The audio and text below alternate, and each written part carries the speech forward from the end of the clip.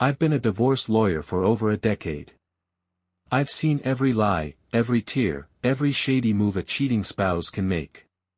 So when my wife, Emily, suddenly started hiding her phone and smiling at texts she wouldn't let me see, I didn't confront her. I started taking notes. You'd be amazed how predictable people are when they think they're clever. Cheaters like to believe they're playing a game no one else understands. But when you've spent years watching people blow up their marriages like it's a hobby, you learn to read the signs like traffic signals. Emily, for all her charm, was no exception. We'd been married 6 years. It wasn't a fairy tale, but it wasn't a war zone either. At least, that's what I thought. I was 45, still keeping it together, emotionally guarded in all the ways my job had taught me to be. She was 33, bright, charismatic, that kind of beauty that made strangers lean in just a little when she talked. She had a laugh that used to light up rooms. Lately, it had been lighting up someone else's text threads. At first, I told myself I was being paranoid. Stress. Work. She was busy. People change. But then the late nights started creeping in. Meetings that didn't show up on her calendar. Drinks with coworkers she'd never mentioned before. And the phone, God, the phone. Always on silent, always face down. She took it to the bathroom like it was her oxygen tank. She started falling asleep with it clutched in her hand like it might escape in the night. One evening, I caught the glow of the screen under the covers and the quick jerk of her wrist when she noticed me watching. That was the moment. The flicker of guilt, masked by a too smooth smile. That was when I knew. But I didn't shout. I didn't accuse. That's not how this works. I knew better. Instead, I quietly built my case, just like I'd done for dozens of clients before. I pulled bank records, watched for unusual transfers. I checked the location history on her sync devices. A few Google accounts she'd forgotten about still backed up data to our shared drive. I archived everything. Time-stamped screenshots, credit card charges, recurring Uber drop-offs that always ended at the same apartment complex on the west side of town. Her patterns shifted. Less interest in planning vacations. No more spontaneous intimacy. She even started skipping our weekly dinners with friends, using work as the excuse. But I noticed she only ever got busy on Fridays, the nights I used to work late at the firm. The same nights she now seemed oddly eager for me to stay late again. Then there were the clothes. She bought new dresses she never wore around me. Lipstick shades I never saw in person. She wore heels to staff meetings and perfume that lingered long after she came home, still pretending to be exhausted. She didn't dress up for me anymore. I could have been a ghost in the room. Still, I said nothing. Instead, I adjusted my own schedule. Quietly moved my late cases around so I could be home on Fridays without warning. Sometimes I parked a few houses down, watching as she left, laughing into her phone, one hand clutching her purse, the other waving at no one I could see. I watched the woman I married drift into someone else, someone polished, rehearsed, and remote. And all I could do was smile and act like I didn't see it. I started transferring our joint savings to a separate legal entity, one I'd used for a client years ago, tucked away under a trust with my name on it and no trace of hers. I reviewed the prenup she'd insisted on skipping when we were starry-eyed and foolish. I corrected that oversight with a postnup she signed during our house refinance 2 years ago. She never read the fine print. Most people don't. The sickest part? I still missed her. Some nights I'd sit on the edge of the bed and watch her sleep, wondering how long she'd been gone in spirit before her body caught up. I thought of the long drives we used to take, the way she used to reach for my hand just because. Now she barely looked at me, like touching me would stain her new life. The pain didn't come all at once. It was a slow erosion. Like watching your house rot from the inside out while the paint still looks fine. A smile here, a polite kiss there, just enough to make you question your gut. But my gut had never been wrong in court. And it wasn't wrong now. Emily wasn't just slipping away, she was already gone. What remained was a shell of a marriage propped up by autopilot routines and shared property. So I built my exit. Silently. Systematically. Like a man preparing to walk away from a burning house with the insurance check already in his pocket. The difference was, I wasn't leaving. She was. She just didn't know it yet. And when she did, she'd learn what it really means to underestimate someone who knows all the rules. There's a difference between suspecting and knowing. Suspicion keeps you up at night. Knowing lets you plan. I hired a private investigator a week after the phone under the covers moment. His name was Barrett. Quiet guy, ex-cop, good with tech, better with silence. I didn't need photos of intimacy. I needed timelines. Details. Patterns. Enough proof to make Emily's lies choke her in court. It didn't take long. Within days, Barrett handed me a manila envelope filled with surveillance stills and timestamps that painted a picture even I wasn't fully prepared for. The two of them, Emily and a man I hadn't seen before, meeting outside a hotel just off the interstate. Weekday mornings. Some afternoons. Occasionally lunch hours, which explained the sudden, client meetings, that never showed up on her calendar. His name was Tom. Clean cut. Late 30s. The kind of guy who wore business casual like it was tailored, with a jawline meant for leadership seminars and LinkedIn endorsements. They didn't act like people sneaking around. They acted like people who belonged to each other. A touch on the back here. A kiss that lingered long after the elevator doors closed. The kind of body language that says you're home. Watching those images stung more than I'd expected. I'd seen photos like that countless times, in other people's files, other people's stories. But there was something different when it was your own wife leaning into another man like he was gravity. I didn't just feel betrayed. I felt erased. I dug deeper. Public records, social media connections, work histories. It turns out Tom had recently separated from his wife. No kids.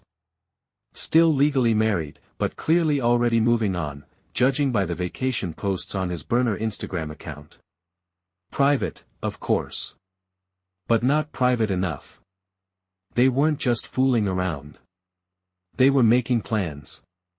Buried in a thread of messages Barrett had recovered from a synced cloud account was a conversation between Emily and a friend. The kind of friend who gossips in paragraphs. Emily had told her Tom was the one, that she was done pretending, and that I was manipulative and emotionally distant. Apparently, I was controlling and selfish. Classic projection. She had even told Tom she was filing for divorce soon and just needed to wait for the right moment. That's when it clicked. She wasn't filing yet because she wanted me to do it. She wanted to play the role of the wounded spouse, the poor wife abandoned by her cold, overbearing husband. The kind who'd left her no choice but to seek comfort elsewhere. That way, she'd come out cleaner in the division, maybe even walk away with alimony, sympathy, and a soft landing straight into Tom's arms. I'd seen women try that tactic 100 times in court. But never imagined I'd be married to one who would. The manipulation cut deeper than the betrayal. It wasn't just that she cheated. It was that she weaponized the image of me. Built a false version of our marriage she could sell to him, and later to a judge. A version where I was the villain, and she was the courageous survivor starting over. The narrative was crafted with precision, every lie tucked behind a smile. But the next detail, that was the gut punch. Buried in our financials, right between a grocery run and a vet appointment, was a charge from a boutique hotel. It wasn't under Tom's name. It wasn't even under his company's. The reservation was in Emily's name. Booked with our joint credit card. My card. The same one we used to buy furniture for the living room. She used my money to pay for their stolen afternoons. I sat with that receipt for a while. Just held it. Studied the total. $286.13. I could still remember her texting me that night about how exhausted she was. How she just wanted to curl up and get some rest. I even offered to bring her dinner home. She said no, she'd already eaten. I guess she had. It's strange how numbers hurt. A price tag on betrayal feels worse than the act itself. Because it's not abstract anymore. It's real. Documented. Like a receipt for your own humiliation. After that, I stopped wondering if I was overreacting. I stopped giving her the benefit of the doubt. The truth wasn't vague anymore. It was cold and deliberate. Planned. Romantic even, in that twisted way affairs often are when they're still in the fantasy stage. She wasn't just looking for escape. She was looking for a replacement. But the thing about replacements? They rarely come with fine print. Tom had no idea who he was dealing with, not just in her, but in me. He thought she was the prize.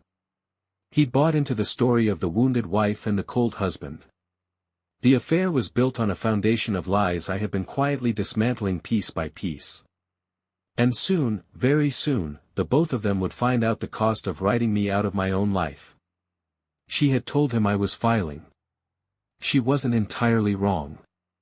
She just didn't know what was coming with the paperwork. She had her story ready. I had the receipts. By the time Emily floated the idea that she might need space, I was already 2 steps ahead. Emotionally, she'd left the marriage months ago. Legally, she was still very much attached, and that gave me time, which I used like a scalpel. The first move was simple: liquid assets. I began by discreetly transferring funds out of our joint accounts into a separate entity, one I controlled exclusively. No drama, no red flags. Just a series of calculated withdrawals timed between paydays and bill cycles. The kind of financial sleight of hand that leaves no trail unless you're looking hard. She wasn't. Next came the house. On paper, we owned it together. In practice, I knew the legal tricks most people don't. Years ago, I'd helped a high-profile client protect his home from a messy divorce. The strategy stuck with me. I repurposed it for myself. Using a loophole involving a domestic asset protection trust, quietly structured through an out-of-state trustee, I moved the title out of our names and into a holding entity she had no legal right to touch. It took weeks of paperwork and a few favors, but when it was done, the house was mine in everything but name. She couldn't have it even if she begged. While I made these shifts, I kept her distracted. I sent a few carefully worded texts about how we might consider couples therapy. Framed it as confusion. Emotional fatigue. I even left a book on relationships on the nightstand one night, highlighting a few chapters about communication. She softened, just enough to relax. She thought I was reaching. In reality, I was buying time. That's when I started working on the file. I had every detail lined up. Dates, locations, transactions. Her affair wasn't just a betrayal, it was a breach of financial responsibility. Some of the hotel bookings and gifts she'd paid for using joint funds were technically marital misconduct. Others, like the time she used my business card for a spa weekend with Tom, bordered on fraud. And then there were the communications, messages between her and a coworker that hinted at improprieties in the office. She'd been using work resources to cover her tracks, potentially violating company policy. That opened the door for a professional conduct complaint. I compiled it all into a folder. Neatly organized. Legally lethal. The divorce papers were drafted next. My law firm didn't handle its own employees' divorces for obvious reasons, so I hired an old colleague I trusted, someone who owed me more than one favor and had a taste for poetic justice. We wrote the filing with surgical precision. Irrefutable proof of infidelity, clear documentation of financial misconduct, and a clause that waived spousal support on the basis of ethical breach. In other words, Emily would leave with nothing unless I decided otherwise. But I didn't stop there. The final move had to be memorable. Impactful. Something that would puncture the bubble she and Tom were floating in. I had the documents served, not to her, but to him. Specifically, during a Monday morning team meeting at his office. The server I hired was discreet but theatrical, just enough to make a scene without violating protocol. Tom opened the envelope thinking it was a courier drop. He found divorce papers with Emily's name printed at the top in bold. Attached were exhibits, photos, messages, and expense summaries that made their affair look less like romance and more like embezzlement. Every person in that meeting saw it.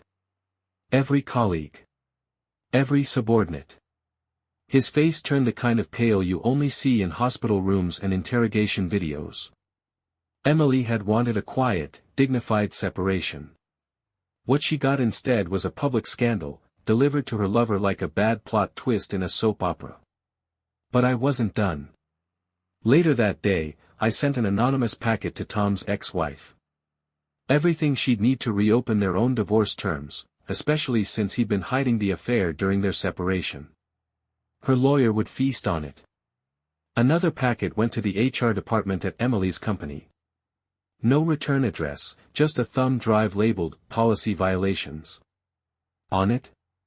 Screenshots of personal messages sent on work devices, time-stamped during business hours, and a log of hotel visits that overlapped with sick days. The kind of evidence that made HR departments sweat. By the end of the week, both of them were under professional review. And Emily? She still hadn't been served personally. She didn't even know what had hit her yet. That was the beauty of it. While she daydreamed about her fresh start, I'd already stripped her of leverage, credibility, and reputation. Every move she thought she was making in secret had already been dissected and filed away. She thought this would end with me in an empty apartment and her walking away the victim. She had no idea. This wasn't just divorce. It was demolition. It didn't take long for the fallout to begin. Emily had always been good at spinning a story. She played the part of the devoted wife worn down by years of emotional neglect. Quietly, she planted seeds of doubt in our social circle, telling people I'd become cold, obsessive, unstable. That I was the kind of man who couldn't stand not being in control. She crafted a version of me that was angry and unpredictable, all while presenting herself as graceful under pressure. For a few days, it almost worked. A couple of mutual friends sent me awkward texts, asking if I was doing okay. One of them, someone I used to trust, hinted that maybe I should let things go and move on. The implication was clear: I was the bitter ex, struggling to accept that my younger wife had simply outgrown me. But truth, unlike lies, has weight. And once it drops, it doesn't just settle, it crushes everything beneath it. The leak started quietly. A couple of files posted to an anonymous message board under a throwaway account. Screenshots, timelines, a photo of Tom and Emily exiting the same hotel, time-stamped against an internal company conference call she claimed she'd attended remotely. Then came the receipts. Financial logs showing purchases made during work hours, room charges billed to our joint account on nights she claimed to be staying late to meet deadlines. The files spread like wildfire through their professional circles. HR departments don't respond well to public embarrassment. And Emily had given them a buffet of it. Tom was the first to panic. According to Barrett, who kept tabs on the fallout, Tom's ex-wife had reopened their case within 48 hours. His legal exposure skyrocketed overnight. But the real blow came when his firm launched an internal investigation. He tried to distance himself, claiming he hadn't known Emily was married, that he was misled. And maybe, in his version of the story, he was the victim. Either way, the damage was done. Tom ended things immediately, and publicly. Word traveled fast. Their fantasy romance died the kind of death that makes people avert their eyes. Emily was left holding the ashes, alone. That's when the calls started. The first one came late at night. A voicemail. Sobbing. Apologies buried beneath gasps. She wanted to talk, to explain, to tell her side. I didn't respond. I'd already heard her side, from her messages, her transactions, her carefully constructed lies. She didn't want closure. She wanted control. Over the next week, her world collapsed. The suspension from work hit harder than she expected. She'd built her career on trust, on presentation, on appearing dependable. But once the HR department began digging, they found more than just a few poorly timed hotel visits. There were emails, logged from company accounts, suggesting misuse of internal resources. Forwarded confidential documents. Unauthorized time off. It snowballed fast. She stopped posting on social media. Friends who once liked every filtered vacation photo suddenly went silent. Her carefully curated life unraveled, one strand at a time. Meanwhile, I stayed quiet. I didn't respond to her calls. I didn't react when people gossiped. I didn't defend myself. I didn't have to. The evidence was out there, and I knew silence often speaks louder than defense. In court, silence, when backed by documentation, is strategy, not surrender. Eventually, she changed tactics. She asked her lawyer to request mediation. Wanted to avoid a public court battle. Claimed she was willing to work things out amicably. It was a last-ditch attempt to stop the bleeding. Mediation would mean privacy. Fewer details leaked. Less damage to her reputation. A smaller crowd to witness her fall. I declined. There would be no backroom deals. No settlements signed in hushed rooms with fake smiles. She wanted court. She wanted to gamble on her version of the story. I intended to let her. But this time, I'd bring the truth, and a gallery full of witnesses. That moment, the one she thought was rock bottom, was just the beginning. Because the thing about carefully constructed lies is that they fall apart much faster than they're built. And when they collapse, they don't land quietly. The courtroom felt colder than I expected. Not physically, but emotionally, sterile, like a stage waiting for its final act. Everything had been leading to this moment, and I walked in not as a broken man, but as the one holding the script. Emily arrived wearing her version of innocence. Subtle makeup, neutral colors, hair down in soft waves. She'd carefully chosen an outfit that whispered vulnerability, like she hoped looking the part might carry more weight than the facts stacked against her. But performance doesn't beat evidence. She tried, though. Her lawyer leaned hard on emotion. Painted her as a woman trapped in a loveless, controlling marriage. Claimed she sought escape, not betrayal. That I had changed, become distant. That I withheld affection. The word abuse was dropped carefully, just enough to plant a seed, not enough to commit to the lie. She cried at the right times. Her voice trembled when she spoke. She looked down when she said my name, as though remembering something painful. I watched her do all of it without saying a word. My face stayed still. My hands didn't move. Years in court had taught me how to keep my body language quiet while letting the facts speak louder. And the facts? They were merciless. My attorney presented a surgical narrative. The timeline of the affair, backed by photos, GPS records, and text logs. Credit card statements. Corporate policies she'd violated. Screen captures of personal messages on professional devices. Statements from colleagues who confirmed she was out of office on days she claimed to be working. And then came the part that undid whatever sympathy she'd managed to gather. Financial misconduct. The use of marital funds for her affair, documented down to the last cent. That crushed whatever argument she had left. Her attempt to claim emotional abuse without a single supporting witness or message was drowned out by a mountain of receipts. The judge didn't need theatrics. He had everything he needed in black and white. When the verdict came, it landed like thunder. I retained the house. Every square foot of it, now sitting in the trust I'd created, was mine. My pension. Protected. No alimony. Her infidelity and financial deception voided any claim to long-term support. Emily walked away with nothing but her name, and even that was tarnished. Debt from her suspended job. Legal fees that mounted by the week. A reputation in tatters across both her personal and professional lives. Friends who stopped replying. Colleagues who distanced themselves.